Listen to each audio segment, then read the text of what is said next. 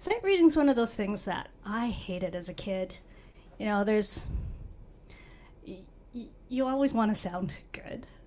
I mean, as a teen especially, there's always that fear of making a mistake and looking bad, and people, saying weird things and or saying that you suck, and no one wants to hear that. But the only way you're actually going to get better at sight reading is if you practice it. One of my classmates at university, he once told us that his teacher made him practice or made him do sight reading for 10 minutes at the beginning of each of his piano lessons.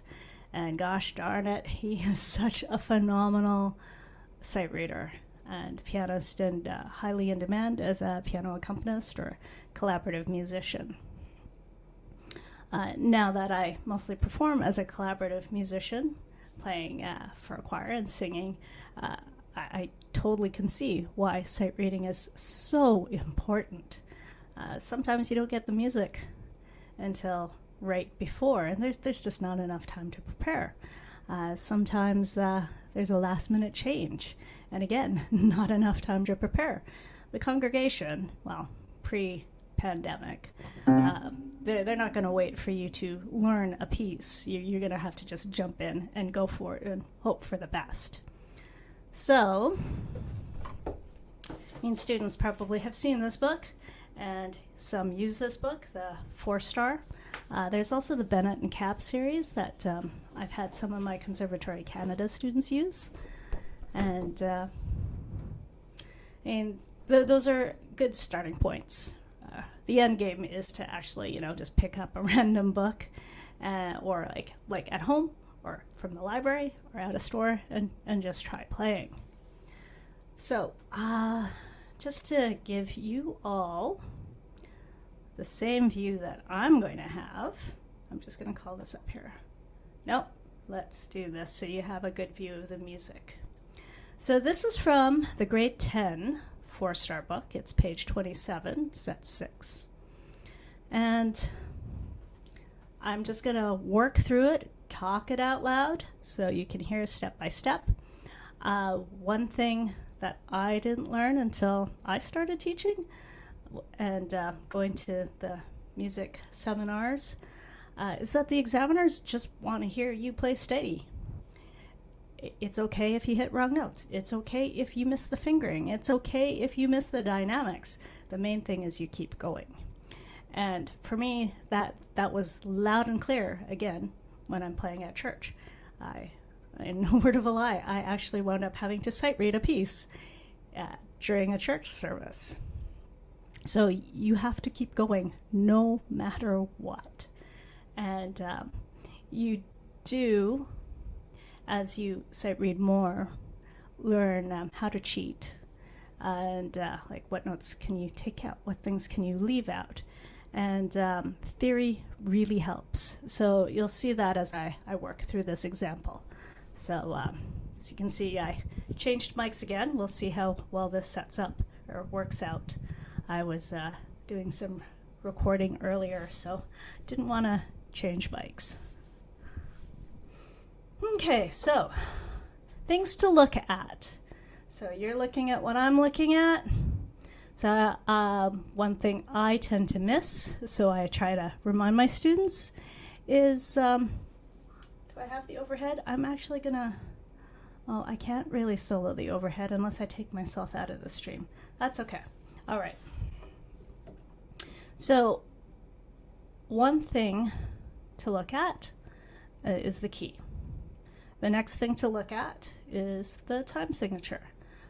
Speed, if you're sight reading for a test or as a soloist, pick a comfortable speed. If you're practicing and just trying to get better at it, pick a really slow speed. The main thing is you're steady. And I'm just looking around for the metronome. Oh, I forgot to bring it over.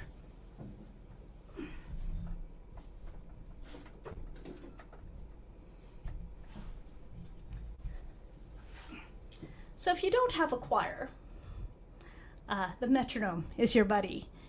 Or if you don't have a band, that keeps you going. So definitely one thing to work on. I'm going to leave this for the second example, though. Okay, other things to look at. Look for repeating patterns. Oh, yes, we have like that second line there. It has a box. That means the student is going to read it and clap the rhythm. So I'll take a moment to look at it. Pretty straightforward, so I'm just going to pick a comfortable speed and count. 1, 2, 3, 1, 2, 3, 1, 2, 3, 1, 2, 3, 1, 2, 3, 1, 2, 3, 1, 2, 3, 1, 2, 3, 1, 2, 3. Okay. So this one doesn't have ornaments in it, but if it did, you could totally take them out. Okay, so now as a next step, you study the music and just look for patterns, look for things to worry about. And if there's tricky rhythms, you can tap it out. I've heard varying opinions on this. I've had students, and I've done it where you pretend to play through the whole passage, but at least if I think back to my exam experiences, as soon as they see that, they tell me to go. So, probably that's their way of saying no.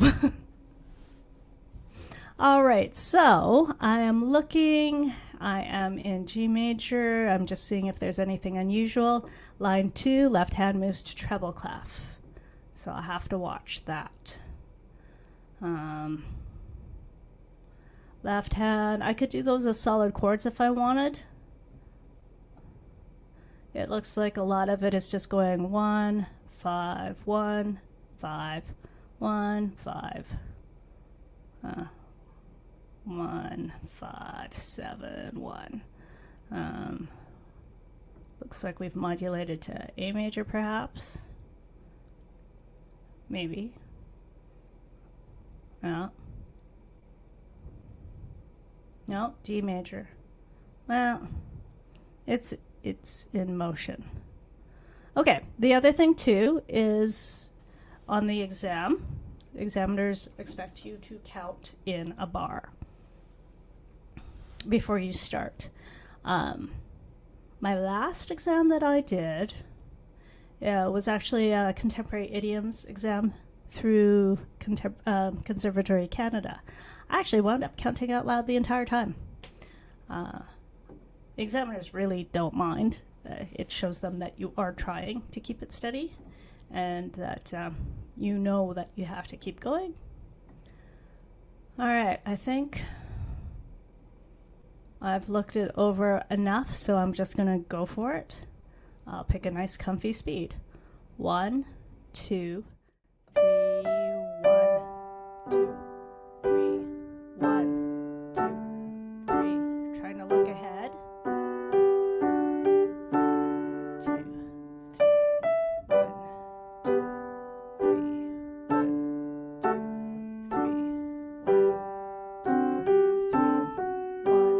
2, 3, 1, 2, 3,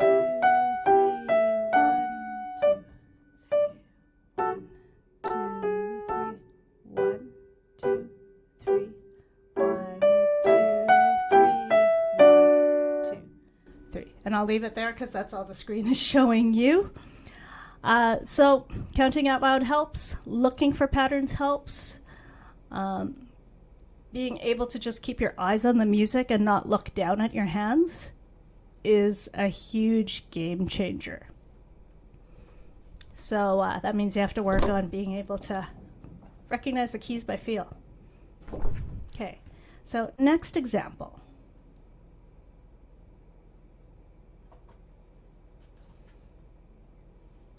So, tate, okay, hang on. Tate no yusha no nariagari. Trying to remember. I think this is Shield Hero. There's a reason why I grabbed it. It's from a show I've watched. I'm pretty sure, because tate is shield. So.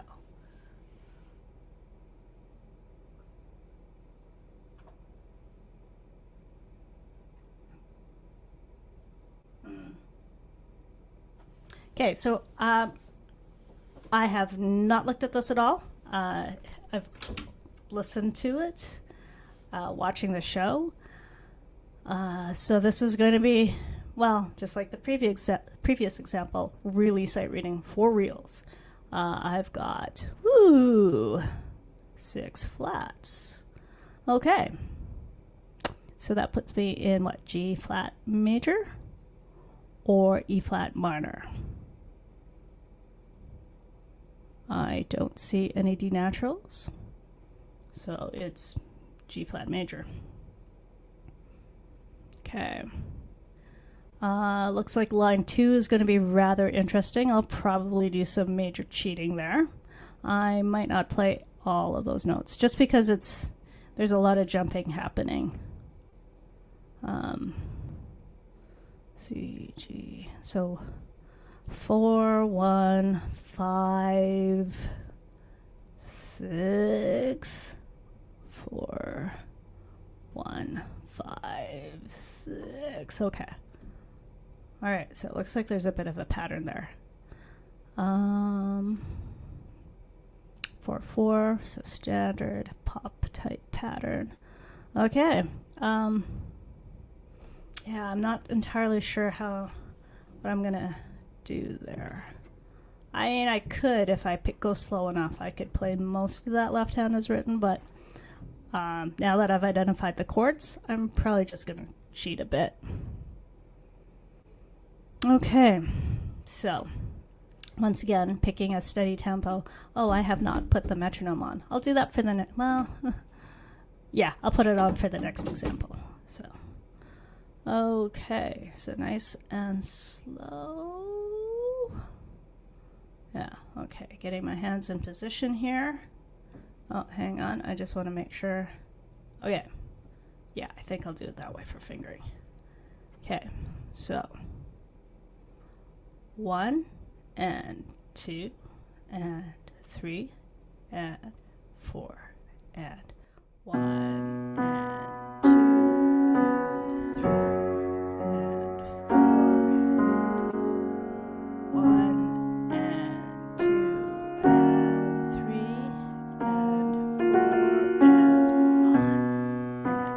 2 and 3 and 4 and 1 and 2 and 3 and 4 and 2 and 3 and 4 and 1 and 2 and 3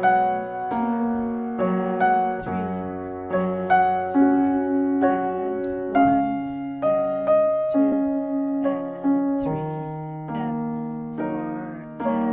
1 and 2 and 3 and 4 and 1 and 2 and 3 and 4 and... Okay, so you can see that I dropped a lot of notes and I was really relying on the chords that I had read out prior. And you'll also notice that I didn't play all the notes in the right hand either, but the main thing is you keep going. Okay, next up. Oh. Yes. Okay. Uh-oh. Come on. There we go. Okay, so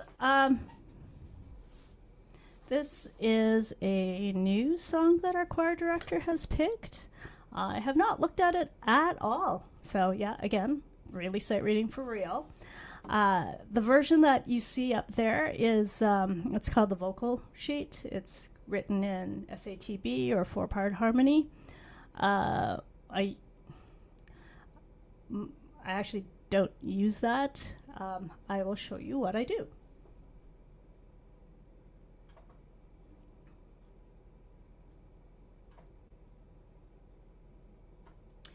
So this is the lead sheet form.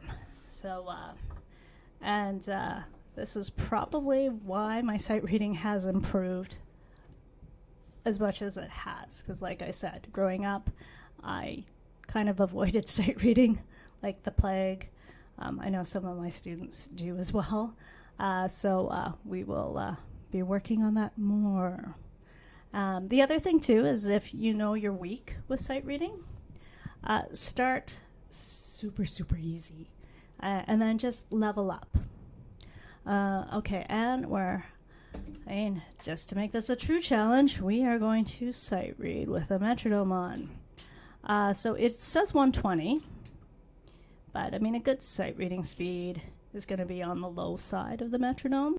I'm just going to pick, 120. I might pick like 72. Okay, and I'm going to go, I'll do the first two phrases. So we've got A major and D major. So the nice thing about this is I can rearrange this any way I want, so long as, the melody, it sounds like I'm trying to get the melody and I'm trying to get the chord changes. But everything else in between, I can fudge. Okay. So yeah, if you don't have a choir or a drummer or a guitarist to play along with you, practicing your sight reading with a metronome will force you to keep moving. So 2, 3, 4, 1, 2, 3, 4, and 1 and 2 and 3 and 4 and 1 and 2 and 3 and 4 and 1 and 2 and 3 and 4 1 and 2 and 3 and 4 and 1 and 2 and 3 and 4 1 and 2 and 3 and 4 and 1 and 2 3. All right, so yeah, that didn't work out as well, but again, you just have to keep going. But the important thing is the beat steady.